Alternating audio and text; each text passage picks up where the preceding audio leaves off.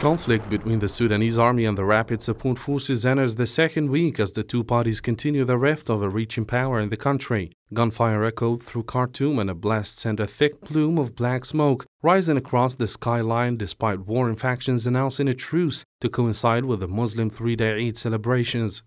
According to our sources here in Khartoum, the clashes are still going on in Khartoum, Durman and also Bahri. Durman right now is witnessing heavy clashes around the National Radio building in Durman, and also Khartoum, of course, is still witnessing clashes around the General Army Command. Now, as I am talking to you, I am hearing now sounds of gunshots that are approaching. Here in Khartoum, the humanitarian situation is still difficult. People are still suffering.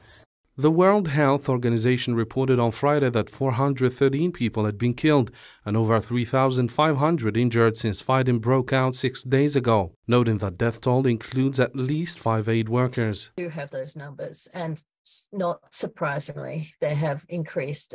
We have 4 people injured, and they come from, these really are government numbers. They come from 3,551 people injured and 413 people have died. The humanitarian situation continues to devastate as the proposed truce has been ignored for the second time in less than 2 weeks. UN Secretary General Antonio Guterres is to meet the leader of the Rapid Support Forces for talks concerning the humanitarian situation in the country, and a visit that is expected to take place in the next hours after he had previously called for a 3-day truce.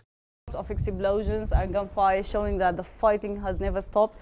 This is the military headquarters where the smoke is there in the sky, and also we are hearing gunfire and explosions. All of this place is trapped between camps, military camps. Sudan's army declared that it was helping to evacuate foreign nationals from the country after a week of strife that has killed hundreds of civilians. The violence was triggered by disagreement over an internationally backed plan to form a new civilian government. Forces commanded by 2 previously allied leaders of Sudan's ruling council began a violent power struggle last weekend.